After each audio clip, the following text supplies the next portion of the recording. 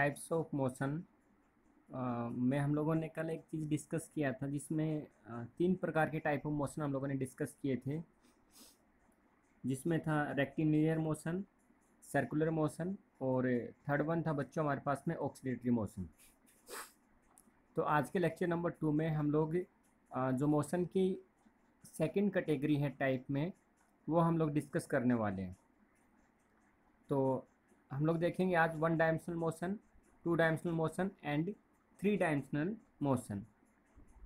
बच्चों हम लोग ये जानते हैं कि जो हमारी फिज़िक्स है उसके अंदर हम लोगों ने तीन प्रकार के कोऑर्डिनेट सिस्टम जो है बनाए हुए हैं।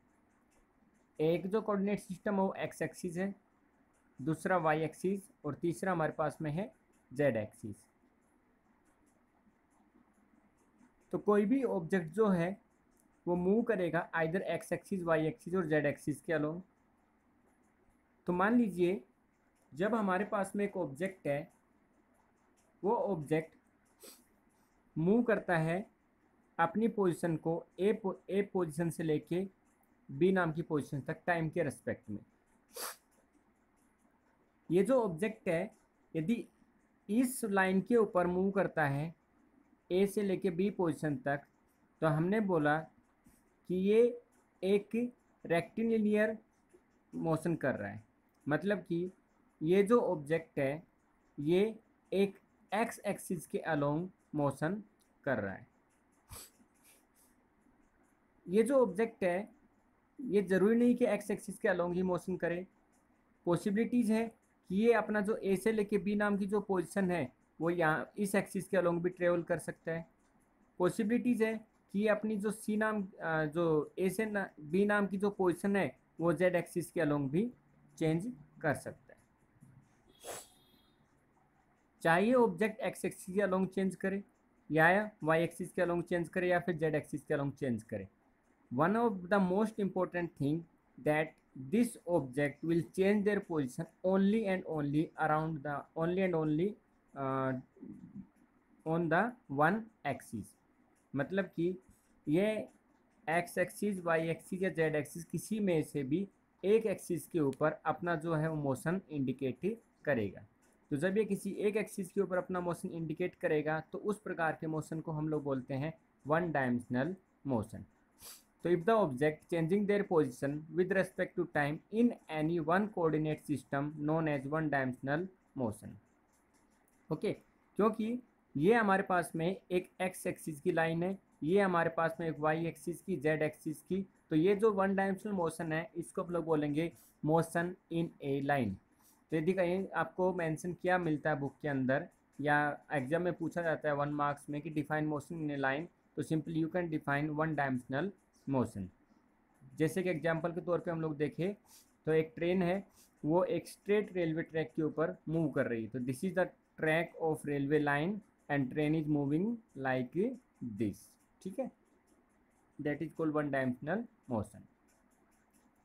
आगे हम लोग डिस्कस करते हैं 2 डायमेंशनल मोशन के बारे में। बच्चों जब हमारा ऑब्जेक्ट जो है वो कोऑर्डिनेट सिस्टम में किन्हीं भी दो एक्सिस के ऊपर मूव करता है, किन्हीं भी दो एक्सिस के ऊपर, चाहे तो वो एक्स वाई एक्सिस पे मूव करे, चाहे तो वाई जेड एक्सिस पे मूव करे, या फिर वो जेड एक्स एक्सिस पे मूव करे। लेकिन ज़रूरी ये है कि ऑब्जेक्ट जो है उसको हमारे कोऑर्डिनेट सिस्टम के किसी दो एक्सिस के ऊपर मूव करना ज़रूरी है। जैसे फॉर एग्जांपल एक ऑब्जेक्ट है हमारे पास बॉल, उस बॉल को मुझे ऐसा थ्रो करना है। तो सपोज ये मेरे पास बॉल है, तो जो बॉल एक्स एक्सिस ये मैंने बनाया और ये मैंने जो है वाई एक्सिस बना दिया। तो ये मेरे पास में दो कोऑर्डिनेट सिस्टम हो गए। This is called x axis, ये पेंसिल वाला एक्स एक्सिस और पेन वाला जो है वाई एक्सिस। यहाँ पे मैंने एक बॉल को अपने हाथ में पकड़ा और इस बॉल को ऐसा थ्रो किया, इस बॉल को ऐसा थ्रो किया। तो हम ये लोग ये देखते हैं जब मैं बॉल को थ्रो करूँगा तो बॉल की जो मूवमेंट होगा वो मूवमेंट हमारे पास बॉल का बनेगा ऐसा। बॉल जो हमारे पास में ऐसी मूव होके जाएगी। ठीक है, हम सब लोग जानते हैं बॉल को कैसे थ्रो किया जाएगा, ऐसे बॉल थ्रो होके जाएगी। तो जब बॉल ऐसे थ्रो होके जाएगी तो इस पॉइंट पे इतना बॉल ने डिस्टेंस ट्रेवल किया, मतलब यदि ये पोजीशन की बात करता हूँ तो एक्स एक्सिस के अलोंग बॉल ने इतना डिस्टेंस ट्रेवल किया, वाई एक्सिस के अलोंग इतना ट्रेवल किया, एक्स एक्सिस के अलोंग इतना ट्रेवल किया, वाई एक्सिस के अलोंग इतना ट्रेवल किया। इस तरीके से बॉल जो है वो एक्स एक्सिस के अलोंग भी ट्रेवल कर रही है और बॉल जो है वाई एक्सिस के भी अलोंग ट्रेवल कर रही है।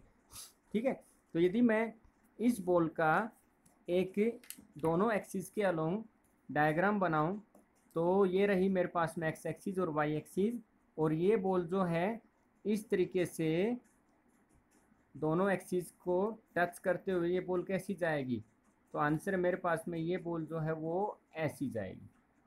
ठीक है, यहाँ से होते हुए ये बॉल जो है मेरे पास में दोनों एक्सिस को टच करते हुए ऐसी निकल के जाएगी।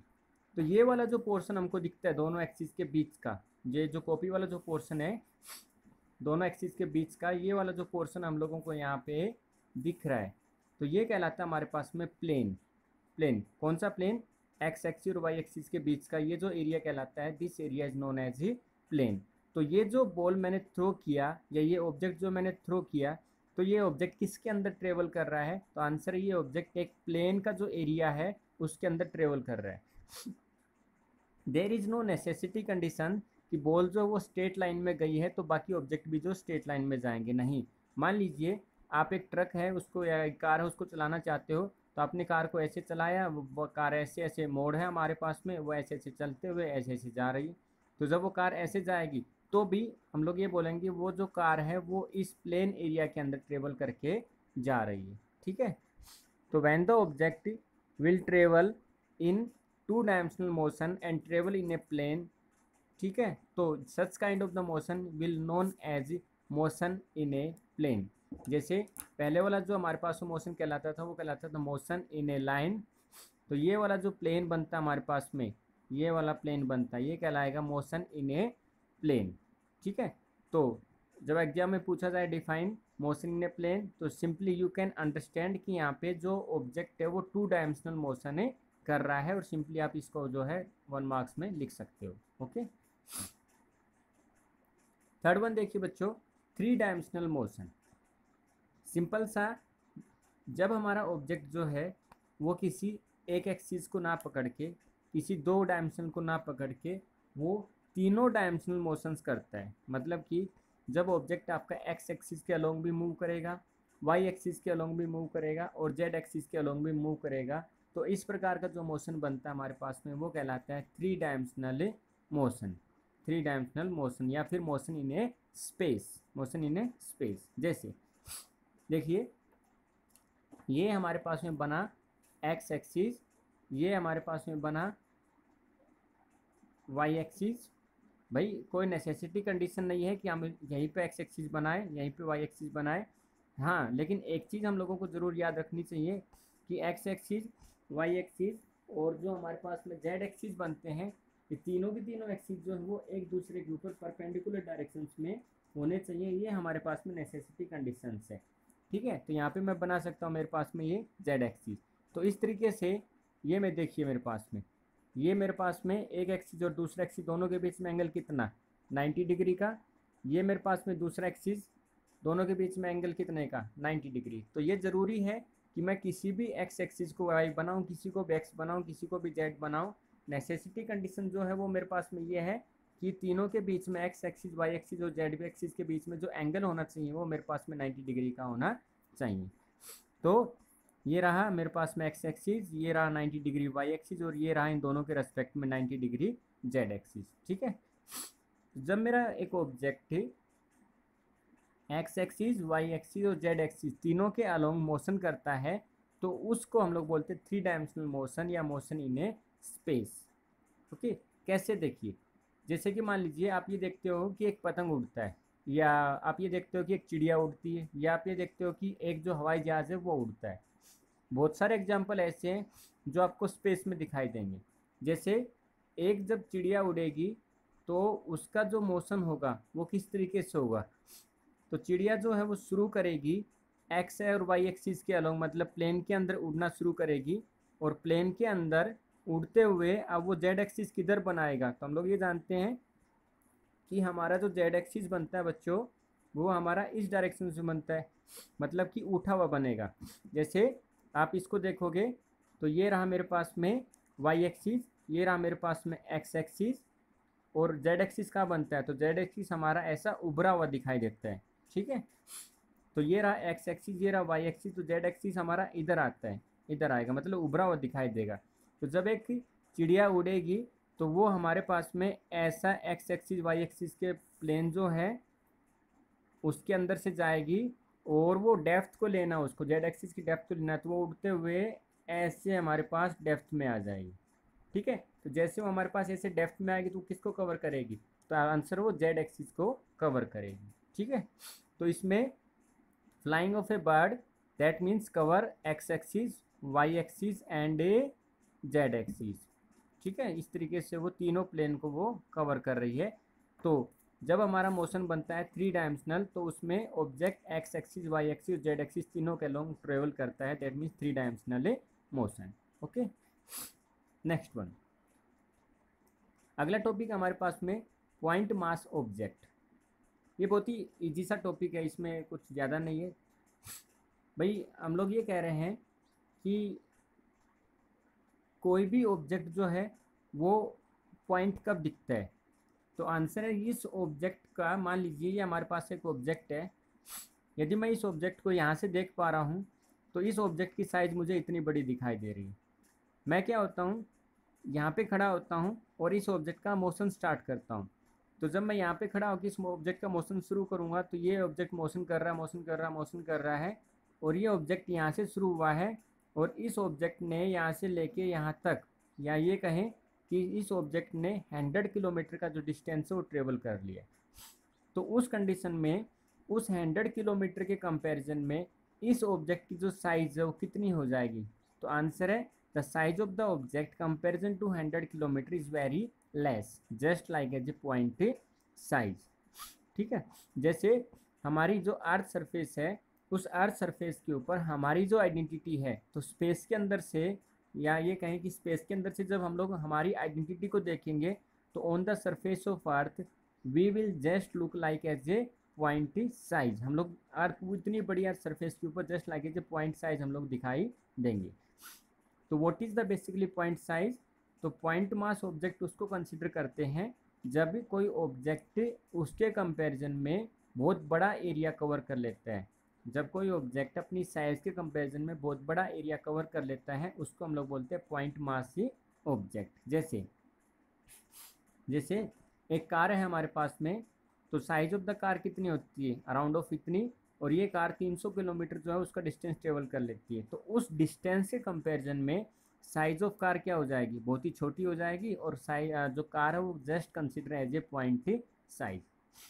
उसी प्रकार से हम लोग ये जानते हैं कि ये रही हमारे पास में सन, लेट मी से दैट ये हमारे पास में सन है। ठीक है, और ये रहा सन के चारों तरफ सन का सेंट्रीपिटल फोर्स वाला, मतलब सन जो है इसके duration of gravitational force apply कर सकता है, और ये रही हमारे पास में अर्थ। तो अभी जो साइज ऑफ अर्थ है वो हमारे पास इतनी है। अब ये जो अर्थ है ये इस तरीके से इस सन की इस ग्रेविटेशनल फील्ड के कारण ये इसके चारों तरफ जो है वो चक्कर लगाती है। ठीक है, तो ये जो चक्कर लगाती है ये इस ऑर्बिट को आप पकड़िए, तो ये जो ऑर्बिट बनेगा हमारे पास में ये इतना बड़ा ऑर्बिट बनेगा। तो इस इतने बड़े ऑर्बिट के कंपैरिजन में जो हमारी अर्थ है उसकी साइज देखिए, देखिए ऑर्बिट जो है वो हमारे पास इतना बड़ा है। ठीक है, अब इस ऑर्बिट के कंपैरिजन में साइज ऑफ अर्थ क्या है, बहुत ही छोटी है। तो हम लोग क्या कहेंगे कि अर्थ जो है वो एज ए पॉइंट साइज या पॉइंट मास ऑब्जेक्ट कंसिडर की जाएगी, कब, जब वो अपने ऑर्बिट के अंदर घूम रही होगी। तो क्योंकि size of orbit is so large and as comparison to the size of the orbit the mass of the earth या size of the earth is very small, so earth would be consider as a point mass object. Okay, next one हम लोग देखते हैं point of reference या frame of reference. बच्चों ये जो topic है ये बहुत ही इम्पोर्टेंट टॉपिक है। इम्पोर्टेंट इसलिए क्योंकि इससे हमारी जितनी भी क्वांटिटीज़ हैं, स्पीड है, वेलोसिटी है, एक्सीलरेशन, वो सब की सब चीज़ें डिफाइन होती है। तो वन बाय वन मैं इसको बेसिक से समझाने की कोशिश करता हूँ। थोड़ा सा ध्यान रखिएगा, मैंने यहाँ पे कुछ बेसिक चीज़ें लिखी हुई है आपको समझने के लिए। फ्रेम ऑफ रेफरेंस, बच्चों रेफरेंस जो होता है वो उसको बोलते हैं जहाँ से हम किसी सोर्स को फाइंड आउट करने की कोशिश कर रहे हैं, जहाँ से हम कुछ अचीव करने की कोशिश कर रहे हैं। जैसे फॉर एग्जांपल, यदि मुझे किसी अच्छे कॉलेज में एडमिशन लेना है तो मैं क्या कहता हूँ, उस कॉलेज के प्रिंसिपल से जाके मिलता हूँ और उसको बोलता हूँ कि मैं फलाने की रेफरेंस से आया हूँ, तो उस कॉलेज में मुझे एडमिशन मिलता है। दैट मीन्स यदि मुझे रेफरेंस पॉइंट वहाँ पे नहीं होता तो मेरा काम नहीं बनता। दैट मीन्स रेफरेंस वो चीज़ होती है जहाँ से हम किसी भी ऑब्जर्वेशन को शुरू करते हैं या स्टार्ट करते हैं। फिर से हम लोग ये जानते हैं कि हमारा जो अर्थ सिस्टम है या सोलर सिस्टम है वो कंटिन्यूसली मूव कर रहा है। यदि मैं अर्थ सरफेस के ऊपर खड़ा हूँ तो मुझे लगता है कि मैं रेस्ट कंडीशन में हूँ, लेकिन यदि मैं किसी दूसरे प्लेनेट के ऊपर खड़ा हूँ और फिर मैं किसी दूसरे पर्सन को जो अर्थ के ऊपर खड़ा है उसको देखता हूँ तो मैं ये देखता हूँ कि वो पर्सन जो है मूव कर रहा है। तो जब मैं अर्थ के ऊपर खड़ा हूँ तो मेरा फ्रेम ऑफ रेफरेंस क्या हो जाएगी, अर्थ हो जाएगी। लेकिन जब मैं किसी दूसरे प्लेनेट पे खड़ा होकर अर्थ पे जो बंदा खड़ा है उसको देखता हूँ तो मेरा फ्रेम ऑफ रेफरेंस क्या हो जाता है, दूसरा प्लेनेट हो जाता है। तो इम्पोर्टेंट ये है कि फ्रेम ऑफ रेफरेंस वो चीज़ होती है जहाँ से हम किसी भी कैलकुलेशंस को शुरू करते हैं। तो यदि एक ऑब्जेक्ट मूव करता है तो हम सीधी सी बात है कि मोशन ऑफ ऑब्जेक्ट हम लोग किसको बोलते हैं, तो जब एक ऑब्जेक्ट अपनी पोजीशन को टाइम के रेस्पेक्ट में चेंज करता है तो हम बोलते हैं कि ऑब्जेक्ट जो मोशन में। और किसके रेस्पेक्ट में, तो आंसर है सराउंडिंग के रेस्पेक्ट में ऑब्जेक्ट अपनी पोजीशन को चेंज करता है तो ही हम लोग उसको बोलते हैं कि ऑब्जेक्ट जो मोशन में। ओके, अब ये जो ऑब्जेक्ट मोशन में है इसकी मुझे एक डायरेक्शन मेंशन करनी होती है। जैसे ये ऑब्जेक्ट इधर से लेके इधर जा रहा है, तो मैंने बोला कि इसकी ये एक डायरेक्शन है, या ये कहूँ कि ऑब्जेक्ट इधर से लेके इधर जा रहा है तो इसकी एक ये डायरेक्शन है। तो we need to specify the direction of the object. अब हम लोग ये जानते हैं कि डायरेक्शन जो हम लोगों ने अपने हिसाब से बनाई हुई है, नॉर्थ साउथ, ईस्ट वेस्ट, ऊपर नीचे, इस तरीके से हम लोग डायरेक्शन जानते हैं। तो यदि ऑब्जेक्ट इस डायरेक्शन में जा रहा है तो हमने बोला कि ये ऑब्जेक्ट जो है नॉर्थ डायरेक्शन में जा रहा है, मतलब ऑब्जेक्ट जो मोशन में है। कैसे मोशन में मालूम चला, तो हमने बोला कि पहले ऑब्जेक्ट यहाँ पे था तो यहाँ से इसका फ्रेम ऑफ रेफरेंस शुरू हुआ और यहाँ से ऑब्जेक्ट इधर जा रहा है, तो ये रहा उसका ओरिजन, और ओरिजन से ऑब्जेक्ट इधर नॉर्थ डायरेक्शन में जा रहा है। ये रहा उसका ओरिजन, और ओरिजन से ऑब्जेक्ट जो है वो इधर ईस्ट डायरेक्शन में जा रहा है। ओके, तो मान लीजिए एक ऑब्जेक्ट चाहे वो नॉर्थ में जाए या साउथ में जाए, ईस्ट में जाए या वेस्ट में जाए, नॉर्थ साउथ में जाए या ईस्ट वेस्ट में जाए, what ever the object is moving in a particular direction. लेकिन हम लोगों को ये पता होना चाहिए कि वो जो ऑब्जेक्ट जिस डायरेक्शन में जा रहा है तो वो ऑब्जेक्ट आया कहाँ से है। जैसे यदि एक ऑब्जेक्ट ईस्ट से लेके ऐसा जा रहा है तो हमने बोला कि ऑब्जेक्ट जो है ईस्ट से लेके साउथ की डायरेक्शन में जा रहा है, तो वी नीड ए पॉइंट कि वो ऑब्जेक्ट ईस्ट से आया है। ये ऑब्जेक्ट यहाँ से लेके नॉर्थ में जा रहा है तो वी नीड ए पॉइंट कि ऑब्जेक्ट कहाँ से आया होगा, तो ये ऑब्जेक्ट इस पोजिशन से आया होगा और वो इधर जा रहा है। ओके, तो उस ऑब्जेक्ट का हमें एक पॉइंट चाहिए, उस ऑब्जेक्ट की हमें एक इनिशियल पोजीशन चाहिए जहाँ से वो ऑब्जेक्ट आया है और जहाँ पे वो जा रहा है। तो जिस पॉइंट को हम लोग इनिशियल पॉइंट बोलते हैं जहाँ से ऑब्जेक्ट ने अपना मोशन शुरू किया है, that means that is called O point या फिर ओरिजिन ऑफ द ऑब्जेक्ट। दूसरा, ये ऑब्जेक्ट इस डायरेक्शन में 5 किलोमीटर चल के आ रहा है। कहाँ से आ रहा है, ओरिजिन से 5 किलोमीटर चल के आ रहा है। तो how do we know that कि इस ऑब्जेक्ट ने 5 किलोमीटर का डिस्टेंस ट्रेवल करने में कितना टाइम लगाया होगा। दूसरा, यदि एक ऑब्जेक्ट कुछ डिस्टेंस ट्रेवल करता है, तो मुझे ये कैसे मालूम चलेगा कि उस ऑब्जेक्ट ने उतना डिस्टेंस ट्रेवल करने में कितना टाइम लिया है। So we need a measurement device that can measure the time period of the object. तो उसके लिए हमें क्या करना पड़ेगा, एक क्लॉक लेना पड़ेगा। तो यदि मेरे पास में एक क्लॉक है और मेरे पास में ऑब्जेक्ट की एक डायरेक्शन है, तो मैं इजीली उस ऑब्जेक्ट की लोकेशन जो है वो मैं बता सकता हूँ। जैसे एक ऑब्जेक्ट जो है यहाँ से चला, ये रहा हमारे पास ओरिजिन, और वो इधर गया 10 किलोमीटर, कितनी देर में, 10 मिनट में। ठीक है, तो यहाँ पे यदि मुझे ये बताया जाए कि ऑब्जेक्ट की लोकेशन बताइए, तो मैं बता सकता हूँ कि ऑब्जेक्ट जो है अपने ओरिजिन पॉइंट से नॉर्थ डायरेक्शन में जा रहा है, और ऑब्जेक्ट की स्पीड कितनी है, तो डिस्टेंस अपॉन टाइम। तो ऑब्जेक्ट का हमें डिस्टेंस पता, हमें टाइम पता है, हम उसकी स्पीड बता सकते हैं। ठीक है, तो यहाँ पे स्पीड बता सकते हैं, उसकी लोकेशन बता सकते हैं, किसकी मदद से, टाइम पीरियड की मदद से और पॉइंट के, ऑब्जेक्ट के ओरिजिन पॉइंट से। ठीक है, तो ये जो नॉर्थ डायरेक्शन है, साउथ डायरेक्शन से, ये बच्चों हम लोग किसी भी ऑब्जेक्ट की लोकेशन बताने के लिए हेल्प लेते हैं। लेकिन फिजिक्स के अंदर हम लोग नॉर्थ और साउथ नहीं बोलते हैं। फिजिक्स की एक अपनी लैंग्वेज है और हमें उस लैंग्वेज को फॉलो करना होता है। तो जब हम लोग ये जो डायरेक्शंस है, जब हम इन्हीं डायरेक्शंस को फिजिक्स की लैंग्वेज में कन्वर्ट करेंगे, तो इन डायरेक्शंस को हम लोगों ने कन्वर्ट कर दिया एक्सिस के अलोंग। कार्टेशियन एक्सिस आप लोगों ने पढ़ा होगा, कार्टेशियन सिस्टम, जिसमें हम लोगों ने जो डायरेक्शंस है उनको एक्सिस में कन्वर्ट कर दिया, और हम लोगों ने 3 एक्सिस बना ली है, एक एक्स एक्सिस, दूसरी वाई एक्सिस, और तीसरी उस कार्टेशियन सिस्टम में हम लोगों ने जेड एक्सिस बना ली। तो हमारे पास में एक एक्सिस ये हो गई जिसको हम बोलेंगे एक्स एक्सिस, दूसरी एक्सिस हमारे पास ये हो जाएगी जिसको वाई एक्सिस बोलेंगे, और तीसरी एक्सिस ये हो जाएगी जिसको हम लोग जेड एक्सिस बोलेंगे। ये तीनों एक्सिस जो है हमारी नॉर्थ साउथ ईस्ट वेस्ट सब डायरेक्शंस को डिफाइन कर देती है।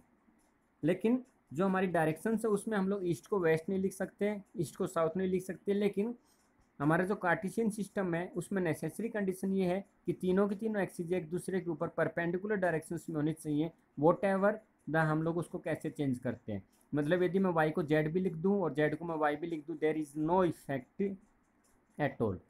लेकिन नेसेसरी कंडीशन ये है कि तीनों की तीनों डायरेक्शंस एक दूसरे के ऊपर परपेंडिकुलर डायरेक्शंस में होना चाहिए। ठीक है, अब ये तीनों डायरेक्शन जिस पॉइंट के ऊपर मिलती है उस पॉइंट को हम लोग बोलते हैं ओरिजन। ओरिजन, ठीक है, when the 3 axis will meet that point will known as origin point, या फिर मैं कहूँगा रेफरेंस पॉइंट, या फिर मैं कहूँगा those point where the observer is observe the objective locations. जैसे मान लीजिए एक पॉइंट यहाँ पे है, ठीक है, तो ये पॉइंट यहाँ से लेके यहाँ पे गया, तो हमने बोला कि बताइए ऑब्जेक्ट की लोकेशन क्या है, तो ये रहा पॉइंट ऑब्जेक्ट का ओरिजिन, ऑब्जर्वर की ऑब्जर्व का ऑब्जर्वेशन करने के लिए पॉइंट, हम लोग बोलेंगे ऑब्जेक्ट जो है वो एक्स वाई एक्सिस के अलोंग जा रहा है। ठीक है, ओके, मान लीजिए मैं कहता हूँ कि एक ऑब्जर्वर ने यहाँ से ऑब्जर्व किया और ये ऑब्जेक्ट 10 मीटर में 10 किलोमीटर चला गया, तो simply we can calculate the speed of the object. मैं कहता हूँ कि एक ऑब्जेक्ट जो है वो इस डायरेक्शंस में जा रहा है, ठीक है, तो हमने बोला कि ऑब्जेक्ट का डिस्प्लेसमेंट बताइए, तो simply we can calculate the displacement, simply we can calculate the velocity, acceleration, all these parameters we can calculate with the help of the axis. ठीक है, X axis, Y axis and Z axis. Okay, now अब ये जो हमारे पास में observations होगी, ये ऑब्जर्वेशंस ये डिपेंड करता है कि ऑब्जर्वेशंस हम कौन से ऑब्जेक्ट के लिए कहाँ से ले रहे हैं। फिर से मैंने जो ओ पॉइंट है, इस पॉइंट को मैंने बोला position of observer, origin point, या फिर रेफरेंस पॉइंट। तो यदि मैं किसी ऑब्जेक्ट की लोकेशन मैं यहाँ से बताना चाहता हूँ, तो मैं बोलूँगा कि उसका रेफरेंस पॉइंट मेरे पास ये था, और यहाँ से उस ऑब्जेक्ट की जो रेफरेंस लोकेशन है वो है हमारे पास में एक्स वाई एक्सिस के अलोंग, मतलब मोशन इन ए प्लेन। ठीक है, तो ये जो रेफरेंस पॉइंट है हमारे पास में, ये रेफरेंस पॉइंट कहाँ से लेना है वो हमारी सिचुएशन के ऊपर डिपेंडेंट होता है। जैसे कि यदि एक अर्थ जो है वो मूव कर रही है, ठीक है, और मैं ये फील करता हूँ कि अर्थ के ऊपर मैं खड़ा हुआ स्टेशनरी पोजीशन में हूँ, तो मेरे लिए जो रेफरेंस पॉइंट हो जाएगा दैट विल बिकम अर्थ। लेकिन यदि मैं दूसरी सिचुएशन ये लेता हूँ कि एक पर्सन जो है वो मार्स पे खड़ा है या जुपिटर पे खड़ा है, और वो ये मेजरमेंट कर रहा है कि एक बंदा जो अर्थ पे था और वो बंदा मूव कर रहा है। जैसे फॉर एग्जांपल ये हमारी अर्थ है और ये एक बंदा है जो जुपिटर के ऊपर खड़ा है। एक पर्सन जो है वो अर्थ के इस पॉइंट पे खड़ा है, ये जुपिटर है, ये अर्थ है, और ये अर्थ के ऊपर एक पर्सन जो है वो खड़ा हुआ है। ठीक है, अभी मेरे जो रेफरेंस पॉइंट है वो मैंने इसको माना, तो इसके रेफरेंस में अर्थ जो है वो मूव हो रही है, और हम लोग ये देखते हैं कि 1 मिनट के बाद में ये बंदा मूव होके ऐसा चला गया। तो इस बंदे के रेस्पेक्ट में रेफरेंस पॉइंट क्या हुआ हमारा, लेट्स से जुपिटर हुआ, और अभी 1 मिनट पहले ये बंदा यहाँ पे था, अभी 1 मिनट बाद में ये बंदा जो है वो यहाँ पे मूव हो गया है, तो इसके रेस्पेक्ट में ये पर्सन जो है वो मूव हो रहा है। लेकिन यदि ये अर्थ है और ये पर्सन ये है, तो अर्थ को यदि मैं रेफरेंस पॉइंट मानूँ तो जितनी स्पीड के साथ अर्थ मूव हो रही है उतनी स्पीड के साथ ये पर्सन जो है वो भी मूव हो रहा है। तो इस कंडीशन में जो अर्थ है वो हम लोगों को स्टेशनरी लगेगी, और इस कंडीशन में जो पर्सन है वो हम लोगों को मूव होता हुआ दिखाई देगा। उसी प्रकार से जैसे ये हमारे पास में एक ट्रेन जा रही है, ठीक है, इस ट्रेन के अंदर एक पर्सन जो है यहाँ बैठा हुआ है, एक पर्सन जो है वो रेलवे स्टेशन के ऊपर खड़ा है, ट्रेन जो है वो ऐसे जा रही है, तो ये पर्सन जो है इस कंपार्टमेंट के कंपैरिजन में रेस्ट में है। तो इस पर्सन के लिए जब कंपार्टमेंट के रेस्पेक्ट में रेस्ट में, तो यहाँ पे फ्रेम ऑफ रेफरेंस जो है वो हो जाएगा कंपार्टमेंट। ठीक है, तो कंपार्टमेंट के रेस्पेक्ट में पर्सन रेस्ट में, फ्रेम ऑफ रेफरेंस है कंपार्टमेंट। लेकिन जो लेट्स से प्लेटफॉर्म पे खड़ा है उस बंदे के रेस्पेक्ट में, ये जो बंदा जो ट्रेन के कंपार्टमेंट के अंदर बैठा हुआ है, तो ट्रेन जैसे जैसे मूव कर रही है इस बंदे के रेस्पेक्ट में, इस बंदे के रेस्पेक्ट में ये जो ट्रेन के अंदर बैठा हुआ बंदा है ये भी क्या कर रहा है, मूव कर रहा है। तो इसके लिए इस बंदे के लिए जो फ्रेम ऑफ रेफरेंस क्या हो जाएगा, वो खुद हो जाएगा, और वो यहाँ से इसको मूव होता हुआ दिखाई देता है। ठीक है, तो बच्चों फ्रेम ऑफ रेफरेंस किसको मानेंगे, तो आंसर है वो सिचुएशन जहाँ से हम लोग ओरिजिन पॉइंट मानते हैं, जहाँ से हम लोग उसको कैलकुलेशन करना शुरू करते हैं। सबसे पहले मैंने ये बताया था फ्रेम ऑफ रेफरेंस शुरू करने से पहले, फ्रेम ऑफ रेफरेंस या रेफरेंस पॉइंट वो होता है जहाँ से हमारी कोई भी कैलकुलेशन शुरू होती है। तो यदि एक बंदा जो प्लेटफॉर्म पे खड़ा होकर जो कंपार्टमेंट के अंदर जो बंदा बैठा है उसको देख रहा है, तो उसके लिए फ्रेम ऑफ रेफरेंस की शुरुआत कहाँ से होगी, उसकी खुद की पोजीशन से उसकी शुरुआत होगी। ठीक है, तो बेसिकली फ्रेम ऑफ रेफरेंस क्या हो जाएगा, तो the frame of reference is a system to measure the position and the motion of different bodies with respect to the time measuring device, कि 1 मिनट में वो कितना घूमा, 1 मिनट में उसने कितनी पोजीशन अपनी चेंज की। ओके, अभी जो फ्रेम ऑफ रेफरेंस है ये मेरे पास में 2 प्रकार का होता है, एक होता है इनर्शियल फ्रेम ऑफ रेफरेंस और दूसरा होता है हमारे पास में non inertial frame of reference. थोड़ा थोड़ा देखते हैं इसके बारे में जल्दी जल्दी।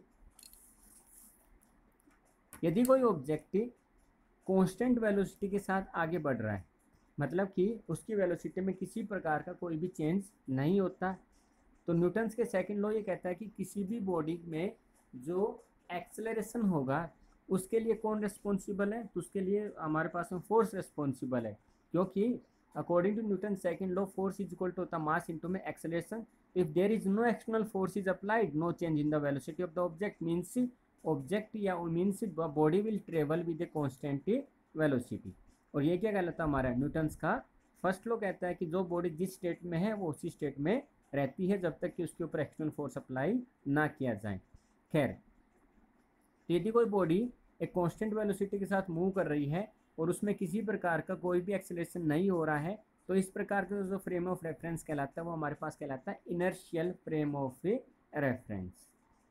ठीक है, जैसे ट्रेन रुकी हुई है और ट्रेन के कंपार्टमेंट में हम लोग बैठे हुए हैं, मैंने एक बॉल जो है उसको ए पॉइंट से थ्रो किया, बॉल की जो मैंने स्पीड है वो है 10 मीटर पर सेकंड के हिसाब से मैंने उसको थ्रो किया, मैंने टाइम नोट किया, 2 सेकंड तक बॉल जो है वो हवा में रही और 2 सेकंड बाद बॉल जो है वो यहाँ पे जाके गिर गई।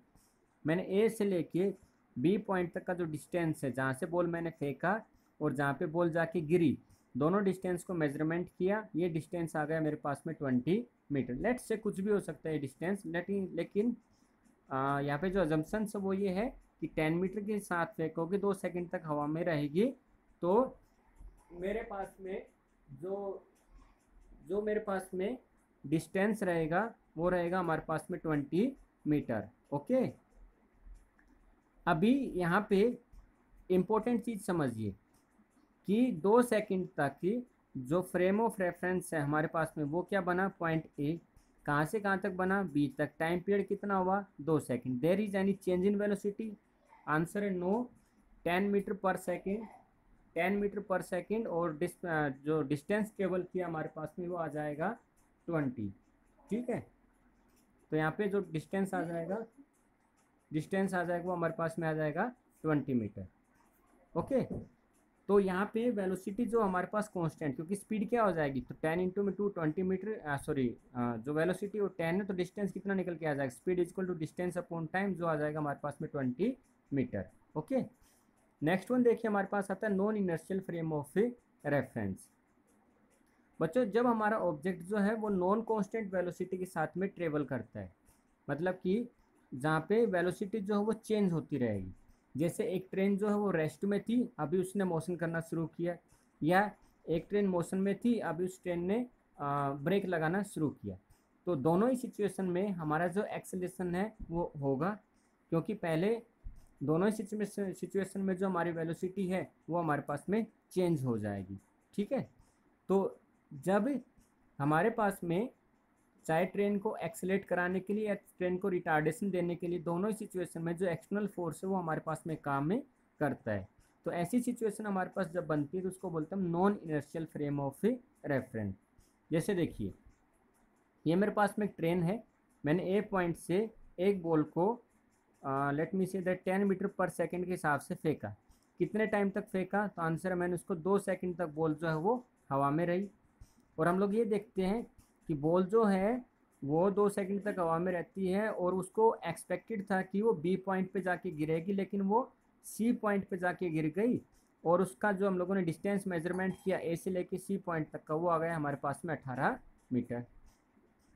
तो ये सिचुएशन कब बनी, जब हम लोगों ने जैसे ही बॉल को फेंका, ट्रेन ने शुरू करना, आई मीन ट्रेन ने चलना शुरू कर दिया, तो मतलब ट्रेन की कुछ वेलोसिटी हमारे पास में इसमें इंक्लूड हो गई। ठीक है, तो पहले ट्रेन रेस्ट में थी, अभी ट्रेन ने चलना शुरू किया, तो उसकी वेलोसिटी इंक्लूड हो गई हमारे पास। एक दूसरी सिचुएशन, जब हमारे पास में ए पोजीशन से हम लोगों ने बॉल को थ्रो किया, वेलोसिटी वही 10 मीटर पर सेकेंड, 2 सेकंड तक हम लोगों ने बॉल को थ्रो किया।